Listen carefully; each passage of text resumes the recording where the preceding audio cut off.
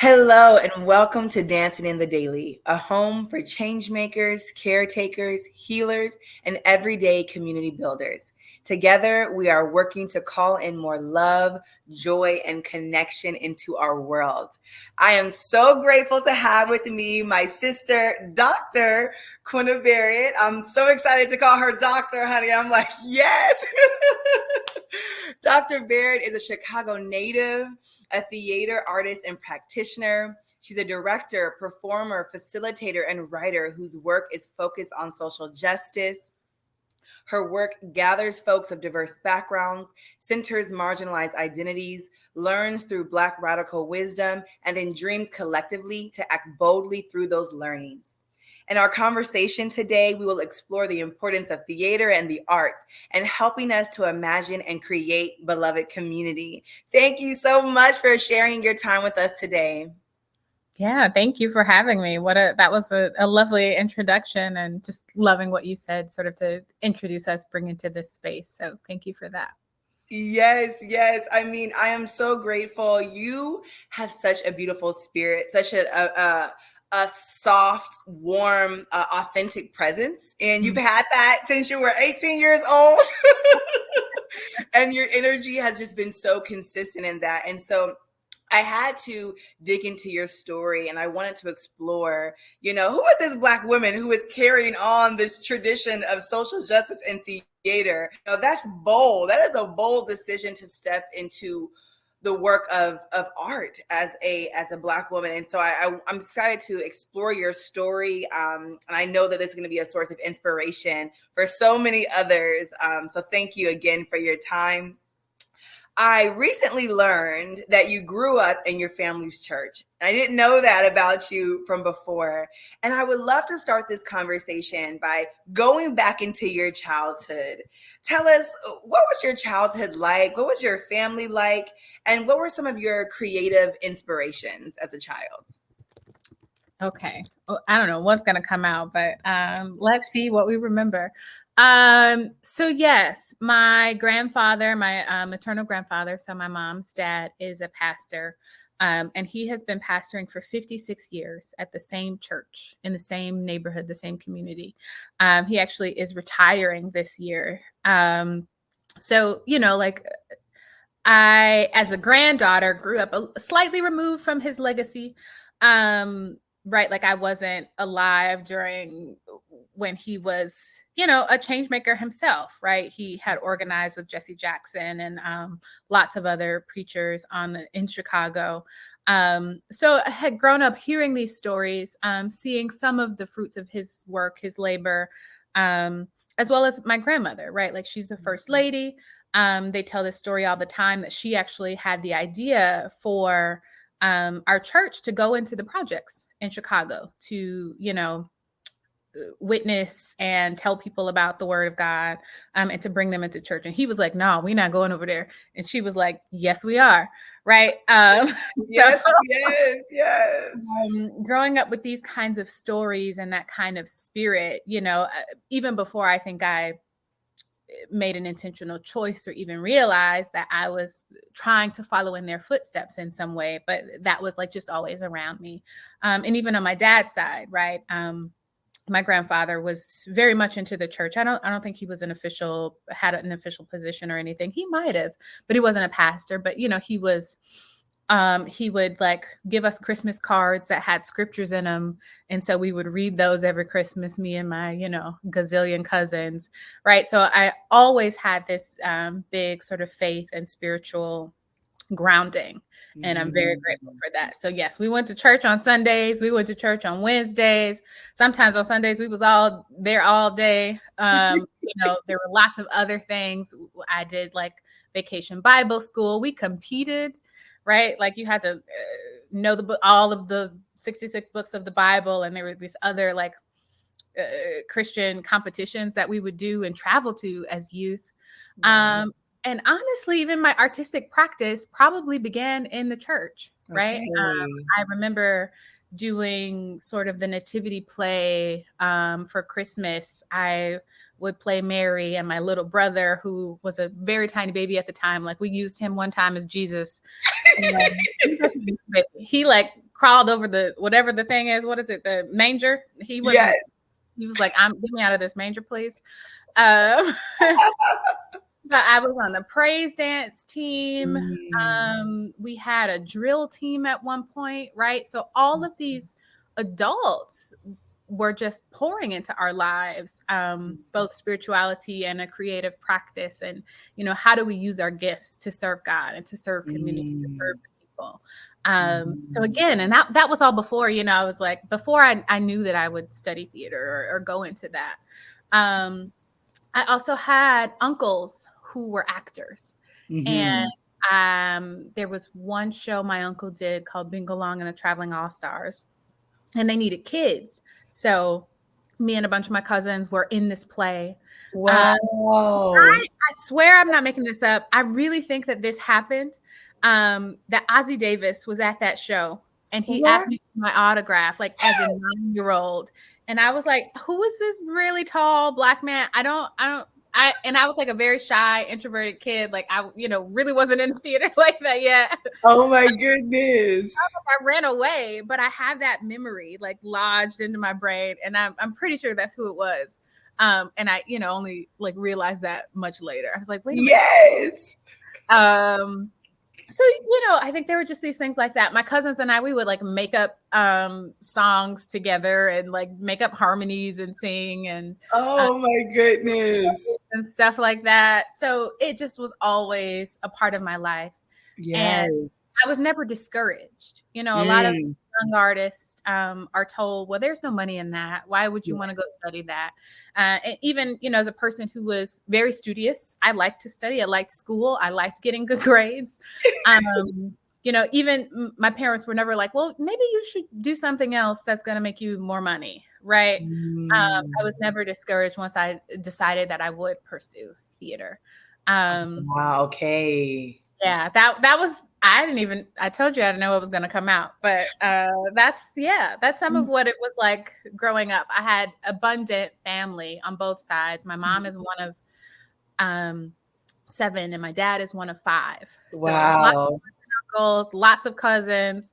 And just like really growing up, between sort of both of my grandparents' houses, both on Mhm. the south side of Chicago. Beautiful. Yeah, it was a lot of fun. Even in the cold and snow, we would go out and play in the snow. Um, yeah, I did. I feel like I had it's not the story that we often hear in the media of Mhm. like what it's like to grow up as a black kid in Chicago on the That's South Side. right. Yes. Yes, yes. Thank you for sharing that and highlighting that because that's so, very true. I'm curious about, your decision to pursue a degree in drama, right? Mhm. Now you were at NYU Tisch, honey. So that's not just that's just not an any old, anywhere. Okay.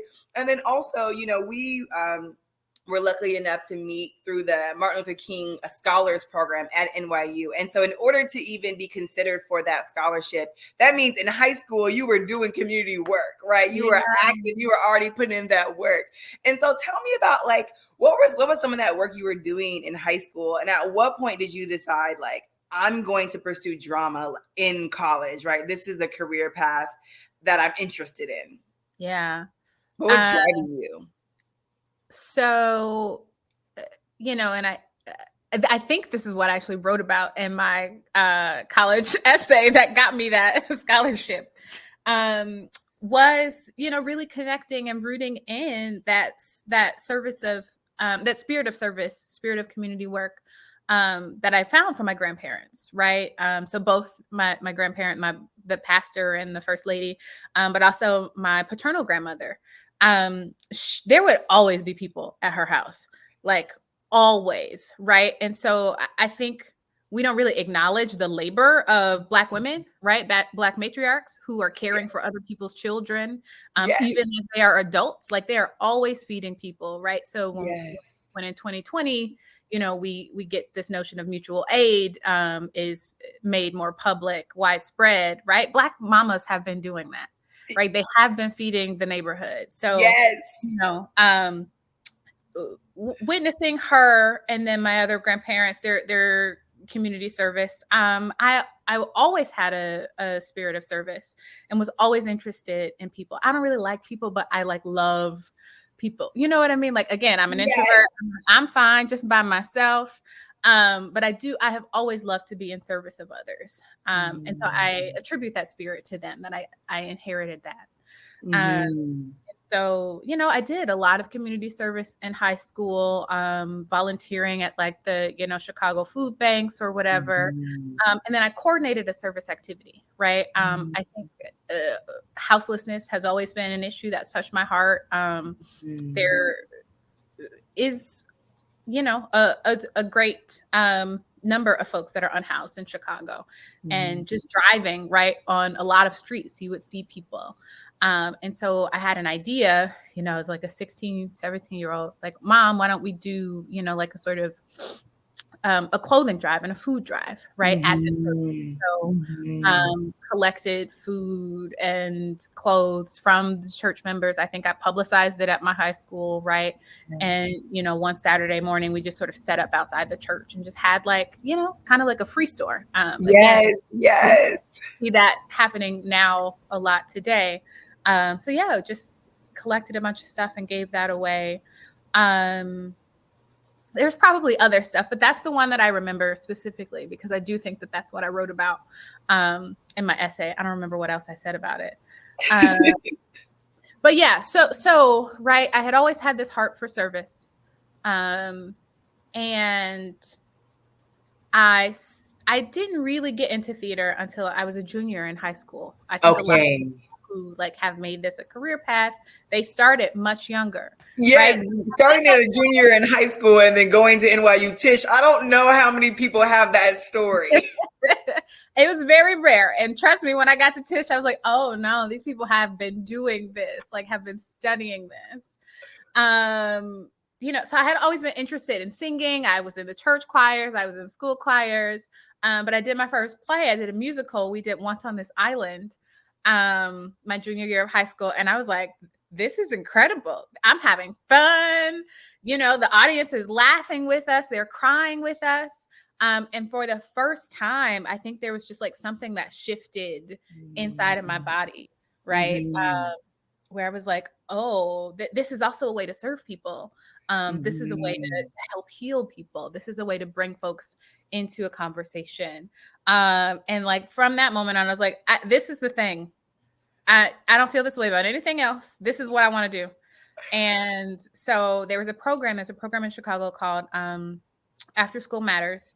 And they had a summer theater program where they also were doing Once on This Island. So I was like, okay, great. And the director of that, he saw us at our school and he invited us to come audition for it. So I did, and I got in. And then while I was there, someone else from my school, she was like, you're good at this and you're smart. You're into school. You should look at NYU. I hadn't even heard of NYU. Wow. Again, me from South Side of Chicago, I was like, I'm going to Howard. This is where the Black people go. That's what I'm gonna do. And she introduced me to that, and I was like, oh, that would be kind of cool. Like if I want to study theater, and at that time I thought I wanted to be a musical theater person. I'm so glad that that's not where I went. But yeah, so I looked into the program and I applied early decision. Now, a lot of people, they apply to 12, 15 schools. I didn't do that. I applied to NYU early decision, and I was like, well, then if I don't get in, then I'll worry about something else. Wow. I love this. You are like, yes, this is a testament to your family. Like you were self-assured. Like you were like, yes. Like I didn't think about how I was going to pay for it. Now that's what I should have been thinking about. But yeah, I was like, all right, we're going to try this. And see how that goes. So yeah, I think something just unlocked in me. I think the other part of it was, even as a 16, 17-year-old, again, I'm shy, introverted, never felt quite sure and confident in myself, in my own body for, various reasons. But on stage, I was like, oh, I can be anybody, right? There was a certain amount of freedom that came with inhabiting a role and playing someone different from me. And so, yeah, I it for me and for a lot of, I'm an educator. I've worked a lot with youth in theater, and it really is this place where you get to discover who you are as you Mm, are taking on these other identities, right? beautiful. And so I think that was the thing that sort of, I was like, yeah, I'm gonna put all my cards in this and see how this lands. Yeah. Well, I love this as well, because I did want to ask you about your youth work, right? And what theater specifically really can offer young people. I think, the Surgeon General has talked about and written reports about the mental health crisis that's happening with young people, right? Like we see our young people are really, facing some serious challenges at this chapter of the world that we're in, right? And I think, again, even the idea of like arts education still oftentimes underfunded and really under-recognized for the power that it brings. So talk about your experiences as a youth worker, and what do you think that theater offers young people? Yeah.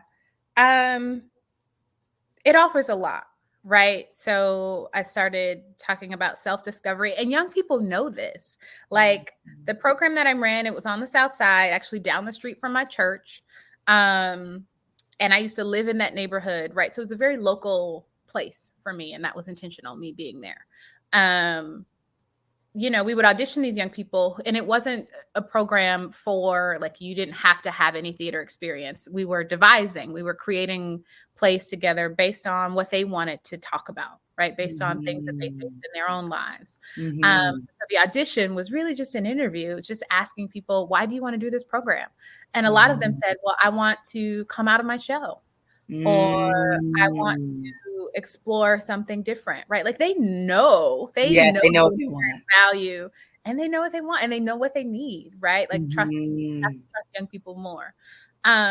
So there's that. You started us off by talking about community building, right? Theater is the best way to build community quickly, and deeply, right? Like Okay, there's okay. nothing like the relationships that people form while creating a play together, right? Because Why you do you have think that is? well, especially in the kind of work that I tend to do, which is devising, you have to make a lot of decisions together, and you don't have a lot of time to make it, right? Like you really are undergoing this whole experience in this very truncated amount of time, right? So you just end up forming these bonds. You spend a lot of time together. And yeah, you like have to like problem solve very quickly. So it's a very collaborative art form, right? Not even just for the performers, but for the designers as well, right? When we talk about sort of not just youth work. Yes. But yeah, you have to be in constant conversation. You have to learn how to um, let go of your ideas, right? Or transform them into something else, right? For the sort of greater good of the piece. Um, so there's that. There's the community building. There's a lot of play. It's just a lot of fun, right? Especially when we Yes. talk about Black kids, a lot of times who have to start working or doing whatever they have to do, helping to like look after their siblings. We just play for like a good amount of our time together, and that's on purpose. Um, Yes. so there is that. There's, all of the social emotional work that goes into it. It's Mm. reflective. You have to ask students to actually like pause and think about why are they making a choice. Okay. So there's, critical inquiry that's part of it. And you're drawing from other contexts and parts of the world, right? And so this like, can be the curricular tie-in. Um, but you want to make sure that the thing that you're creating can speak to a lot of people, right? And so how are we drawing inspiration from other art that has existed in other parts of the world, right? How do we bring that in? It's just there's a lot that can happen. Um, I'm thinking of two different stories from my youth work. One, there was a student. Okay, so I think this is what it does, at least in the way that I like to facilitate the theater. It allows people to like figure out how they want to engage, how and Mhm. when, right? And there's no pressure to sort of have to be on or to listen in a certain kind of way, right? Like engagement looks a lot of different ways, and in the Mhm. space, we share that with the students. We allow them to show up how they're going to show up, right? Okay. and not trying to expect them to be something that they aren't. Um, Mm-hmm. and so one of the first summers that I led this program, there was a student who was very resistant to theater. Like he only joined because I think it was like his girlfriend, she joined. So, he was like, let me see what's going on over here. And he wouldn't talk, he would just show up. But by the end of that program, he was leading exercises, and Mm.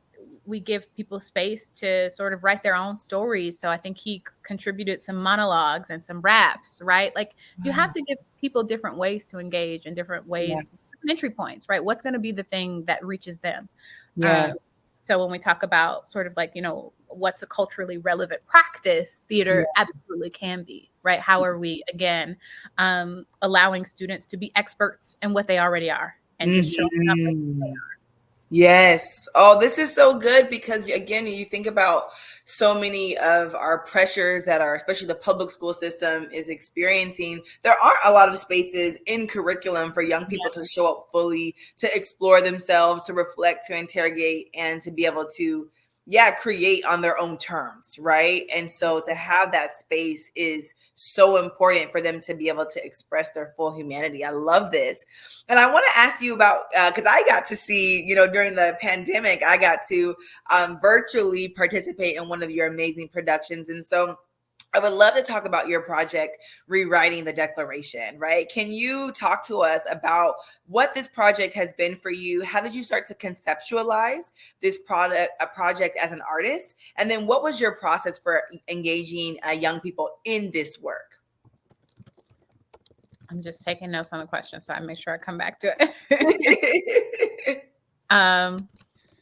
So I want to back up before I actually talk about that project, because just to give some framing to the kind of work that I do. Yes. I have on here, I'm applied theater artist and educator. And applied theater means that I use theater in contexts that are not the traditional ways that people are used to experiencing theater, right? So when we think of theater, we think of you go to a big playhouse downtown or, on Broadway, where they have spent thousands of dollars on lights and costumes, right? And there's this big spectacle. So what I do that, but I also like to make theater outside of that context, right? Mm-hmm. So what does it mean to work with students, right? To create theater not in a theater space, or what does it mean to sometimes, like, this work happens in prisons a lot, right? Where we're using the tools of applied theater to work with folks, again, to tell their own stories, right? So that's sort of the thing, is like, okay, how do we, you're a whole human experience. Again, you have expertise, you have knowledge, and you have a history, right? How do we sort of use some of the tools of theater just to allow you to tell your own story? So I consider my work, at the sort of intersection of theater and social justice. Mm-hmm. And while studying at NYU, I encountered a practitioner called Augusto Boal in Theater of the Oppressed. So that for me was the first time where I was like, oh, I can marry my love for service and my love for theater, right? I can use theater as a way for young Black girls who look like me, who Yes. feel confident or who are experiencing XYZ, to use theater to tell their own stories, to analyze systems of power and oppression, right? Yes. Theater of the Oppressed does. It works with the body for us to understand when we are being oppressed, and to sort of zoom out and to analyze the sort of the issues at play there and the systems. Right. So literally the work that I do is we call it a rehearsal for the revolution. Okay. Who was a Brazilian practitioner working, in the 1970s in Brazil under lots of, political regimes that were oppressive, That's right? right. That's right. And so they were, there's lots of stories, but literally using theater to sort of take power, right? So I'm getting off the train. trying to get back on the train. Where's the train? You were giving some framework and structure to, Yes, or explaining the background of your work yes, as I yes, was asking you about rewriting the Declaration, your amazing project. yes. So that's right. The sort of theatrical lineage I'm working in. Yes, Um, and thank you for honoring that lineage, because it's important yeah. to honor our lineage, and we don't always get the chance to do that, you know? So thank you for doing Mhm. that. Yeah. Um, so that in, I guess, after I finished, so I went and I did a whole master's program in that. And I came home and have been working here for a couple of years. And then, the sort of the beginnings of the movement for Black Lives were starting to happen. Um, it had happened. I was starting to tune into it, right? So I forget which killing of an unarmed Black person it was, right? That sort of ignited my interest to start following and finding protests on Twitter in Chicago, right? It was like, okay, well, who are the people that are standing up to this, who are fighting against this, that are making change in Chicago, and started, became a part of an organizing community.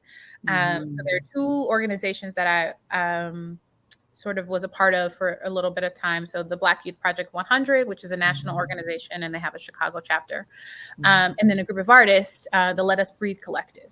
They were Okay. artists and organizers.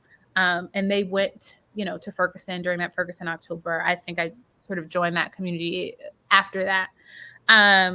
But was getting into these organizing frameworks, and through Black Youth Project 100 learned the Black queer feminist lens, right? Which says that if we free the most oppressed among us, which is the Black queer trans or femme, trans person or femme, only then can we free us all.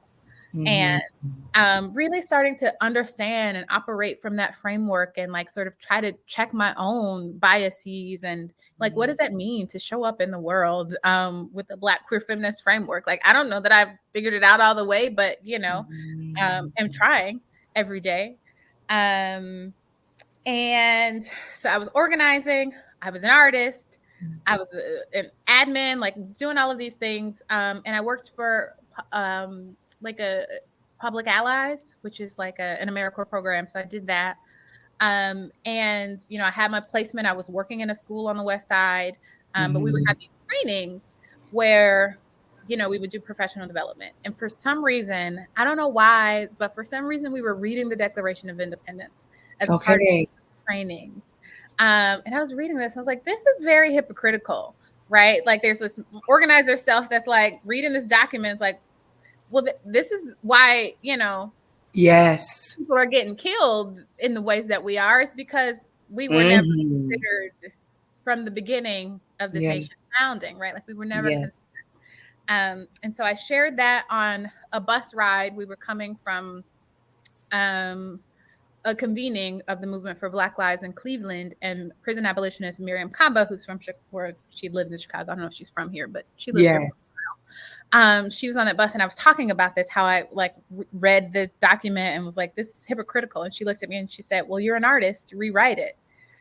Wow. And she said that's, oh, come on now. Come on now. Yes. Like, well, I guess that's my charge. Okay. That's a charge. And coming from somebody who can put you on charge. Come on. Wow. Yes. Yeah, absolutely. Absolutely. So that was like the very beginning of that, which was like, again, 2014, 2015, a long time ago. So from there through 2020, had been working on it in different ways. I like had several different artist residencies. But I always knew that it wouldn't just like be me as a sole playwright working on it. I didn't even know if it was going to be a play at first. I didn't know what it was. But during a residency I had, I think it was a social justice residency in Santa Fe, and I was in conversation with artists from lots of different media who were also working on different equal justice was the residency, who were working on different justice projects, was learning from them, right? And I think that's when I sort of started the script for it. But I always knew that the play itself was going to be participatory, but also the process of making it, right? That if we're saying that the way that the nation was founded with just a few white men right? Yes. That Yes. how do we actually bust even that process open, even if this is like a sort of poetic, Yes. rehashing of what happened. That Yes. everything about that process needs to be different, Yeah. right? So it's the full title of the title of the play is Rewriting the Declaration, but it's rewriting the Declaration from a Black queer feminist lens, right? And so Mhm. there was always the intention to have these community workshops, to do like these Mhm. devising sessions with other folks, to really let them informed what happened in the play. Mhm. Um, so in the midst of like trying to make this play, I applied and got into the doctorate program. So that's where that comes in. Yes. And then this was, became the focus of my dissertation, this process in this play. And then the pandemic hit, right? And so all of these Mhm. like public activations that I had planned to do around this piece were no longer possible. Um, Yes. and I was like, okay, cool. Well, I'll wait, I guess, But one of my mentors, my professor, my mentor, she invited me to do it. She's like, actually, I think this piece can speak to sort of where we are in this moment That's and what right. we need. Um, and so again, was charged and called in, and I said, okay, all right, well, we're gonna figure it out. Um, and again, still knowing that it needed to not just be me creating it. We shifted to a devising model, right? Which is again something that I'm comfortable. Mhm. That's how I work a lot of the times. And so we auditioned, but looked for an ensemble of um, folks of color, primarily Black, but other folks of color, queer, um, Mhm.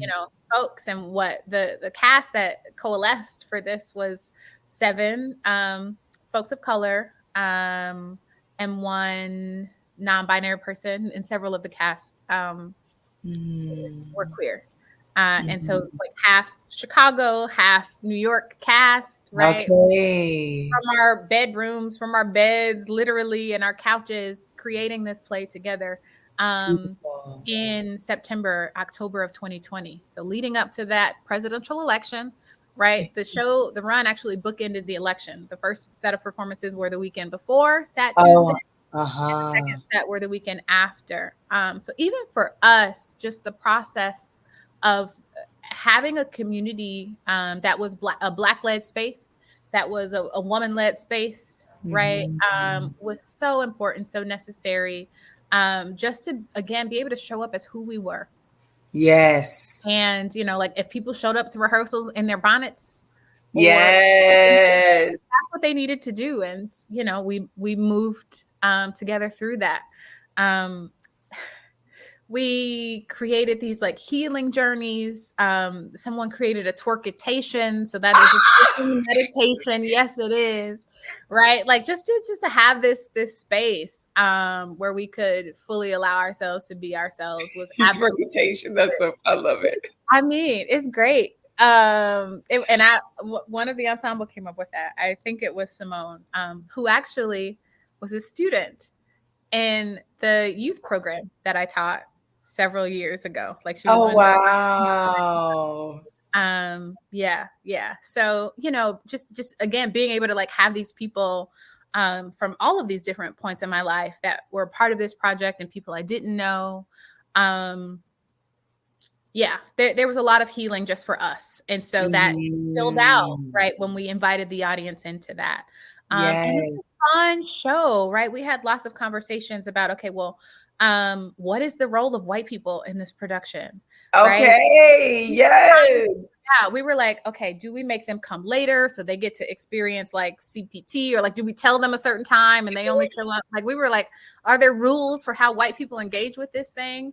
But we were like, no, like to do that would be to center them and their experience, right? So like how do Mm. we focus our energies on centering and uplifting the experiences of Black and people of color and queer folks, right? Like how do we Yes. energies there, and then we just let that sort of be what it was. So we created these healing Mhm. journeys. There were these games that people played to actually literally rewrite the Declaration. So there's a Mad Lib. Yes. There's something called Wheel of Restoration, where people spin the wheel and they rewrite one of the grievances, um, sort of updated to a 2020 context. Yes. Um, we did it was funny. It was very funny, satirical. We created these commercials. There's one that sort of spoofs off of the Maybelline commercial, like maybe it's Maybelline, but it's called Yes. Maybelline Supremacy. Um, there was like a Hooked on Phonics, but it's like Sally from like Thomas Jefferson Sally. Like it was, we were doing a lot. Yes. Um, Yes. but Yes.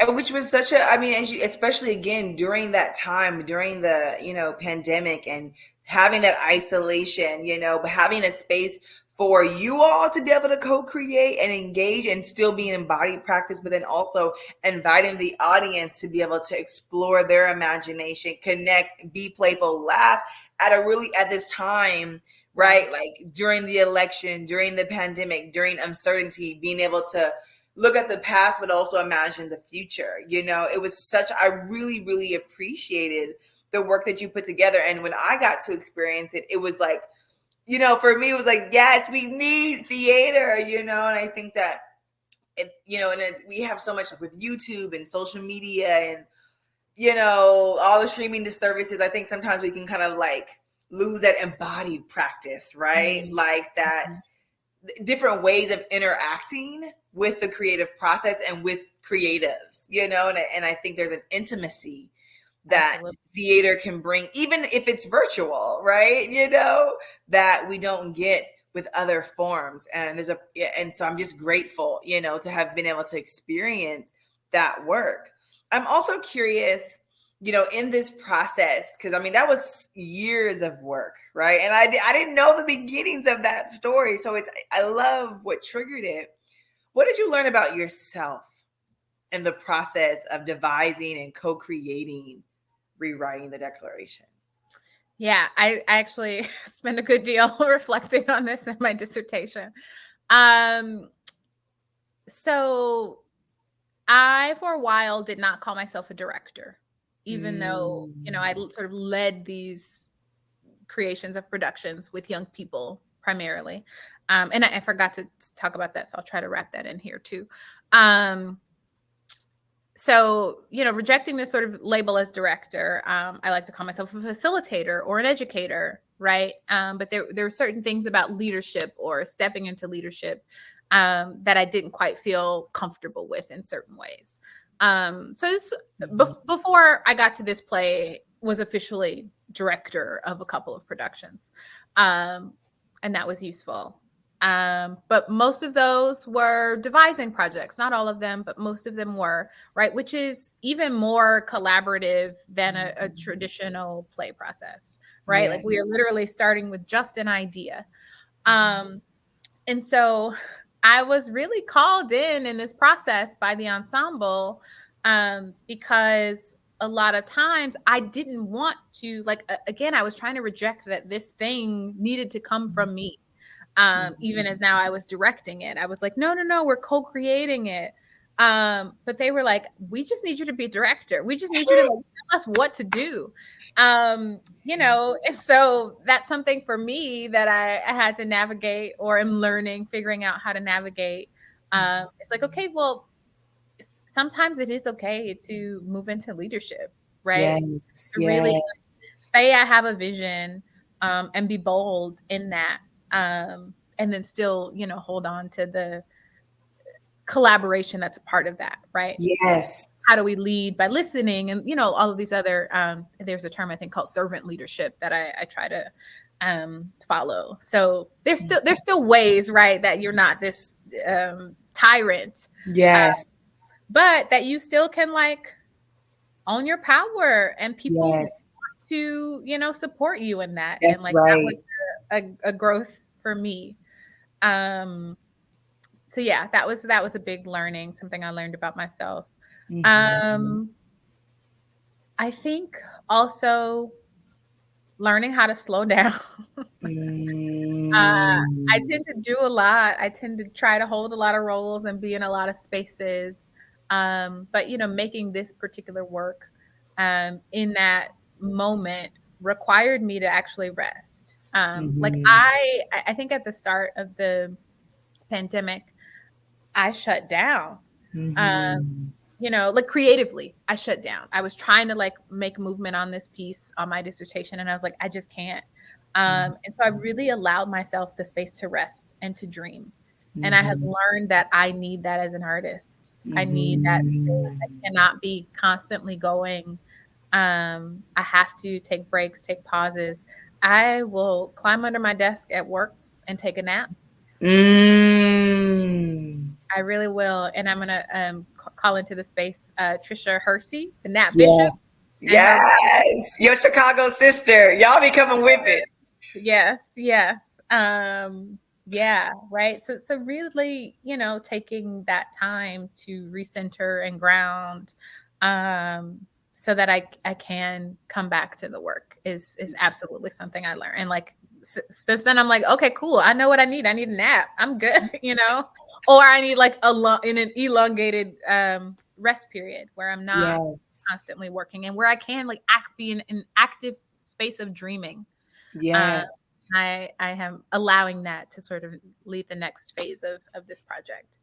Yes. I want to come back to this is not tied in, but you asked about sort of youth engagement with rewriting, and what's so funny is the play ended, and this isn't how I thought it would be, but the play ended up being this ensemble of, well, the characters in the play ended up being like high schoolers, um, because Mm. all of us were youth workers Mhm. in some capacity, and like that was a thing that we could draw easily from, and we was like, well, we know these students and we know this kind of student, and so they kind of really became the muse in a way Mm. for like who gets to go on this journey. So Yeah. it was a cast of characters of a high school class that like takes a field trip to 1776 was the way that it worked. And so we had some youth audiences, like Mhm. matinees, just in the virtual format. Yeah. And those were some of the like best engaged audiences. They always are. I love a youth audience. Yes. Really, we're tearing the document apart, and they were like, "Yeah, this gotta go." So the piece was always intended to have this sort of youth output, to have a particular curriculum that gets shared, and so that it's youth centered. And so that's part of the Mhm. next phase of this, is I will create that curriculum, which will be open source, as well as like a version of the play or version of the activities that youth groups or any kind of community group can do, right? Like, how do we Mhm. as a community, what is the manifesto that we need to create Yes. together for ourselves, right? So in that kind of a way. Yes. Oh, I love it. I love it. I love it. So excited to continue to follow your journey, your creative journey, because I think your framework is so needed in our communities across the country and around the Mhm. world. My last question for you, actually kind of very much built off of your response. Is asking about your leadership journey, right? And how your work as an artist has shaped you as a leader.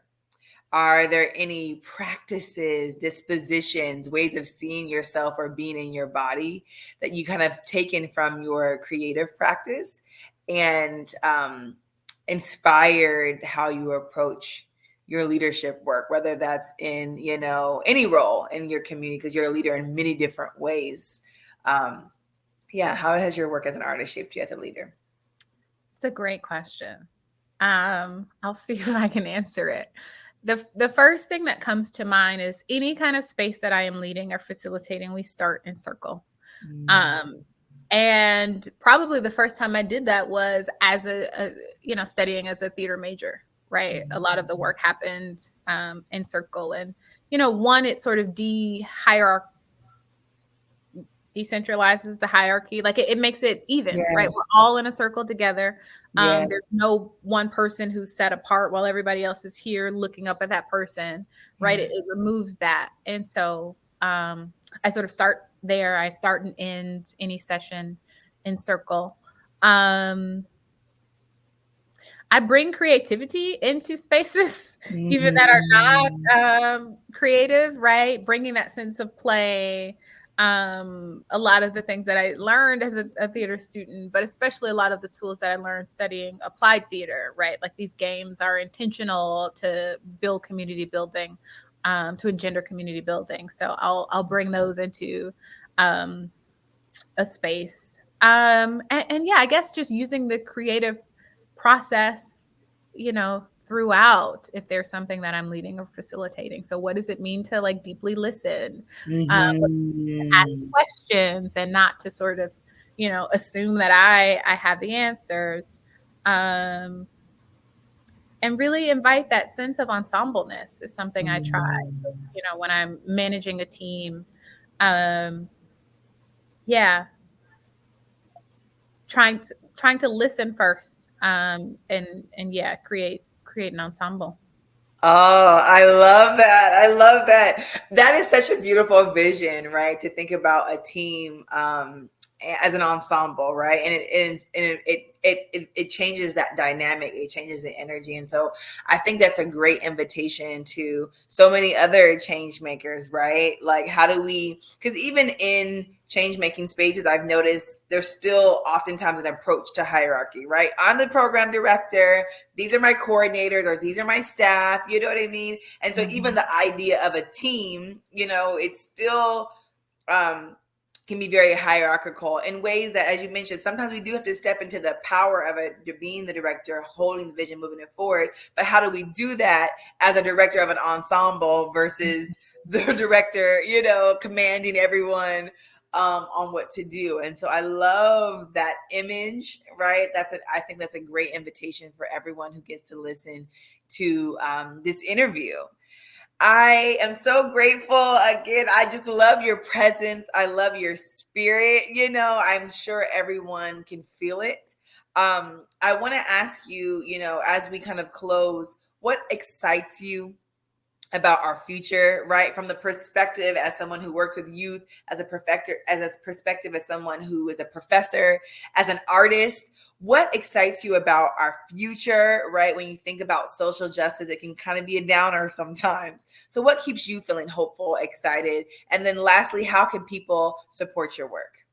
Yeah. I mean, the immediate thing that comes like is youth, right? They really do excite and inspire, and awe me, every time. And actually, I think people should not be surprised at like how awesome youth are. Like they're just awesome. Like, why are we surprised? And so even I have siblings that are 12. Um, and yeah, I think there is this sort of, they don't have time for the BS. They just don't. They are not interested. And I think that that's going to serve us in some ways. I'm also hoping they sort of get us off of a lot of these digital platforms and back to like analog and in person, right? That something in that their sort of pandemic upbringing, right, will make them sort of yearn for human connection in a different way, and will Okay. carry us into like, yeah, being real with each other in a way, and that they're not afraid. Like all of these fears and inhibitions I had as a tween, like they just do not have. I said they're 12. Uh-huh. They're almost 14. I just, yeah, they are like bold, Yeah. and I love that, right? I really love that for them. I love that for us. Yes. To sort of, witness their ushering into leadership. Um, yeah, yeah, I think that's the answer to that. Uh, I love it. I love it. I love it. Yes. And how people can support me, I don't know. I'm on, Instagram and Facebook. I'm not on X. Well, I am. I don't use it. It's anything. Anyway, at Quenna, Quenna, Lene, Lene. So at Quenna Lene on all the things on LinkedIn. I think it's probably Quenna Barrett. And yeah, I'll be making this play in Chicago this fall. It'll happen. So if you're in Chicago, definitely follow me, or my website. I need to update it, but that's quennalene.com. Yes. Yeah, add And that in the yeah, it'll description. happen twice in November. One at the space where I started those youth programs, which is Yeah. very cool. I have an artist residency there. It's through Arts and Public Life, the Green Line Performing Arts Center. And then I'll be doing it at the school where I'm a full-time professor now at Governor State University on the south, in the south suburbs of Chicago. Amazing, amazing, amazing. Thank you so much for doing the work that you do. Again, I think it's so special for you to claim your work as an artist, to claim your work as a theater artist. You know, I feel like we have to protect our Black artists, you know, and especially, again, you doing it in a way that's participatory, in a way that engages young people, in a way that is so heart centered. We can feel that, you know, from this conversation. So thank you for the work that you do. And again, thank you for the inspiration. Thank you, Erica. Oh, this has been a blessing to me. So I'm truly honored that you consider me for this, and grateful for you and all of the work that you do. So thank you.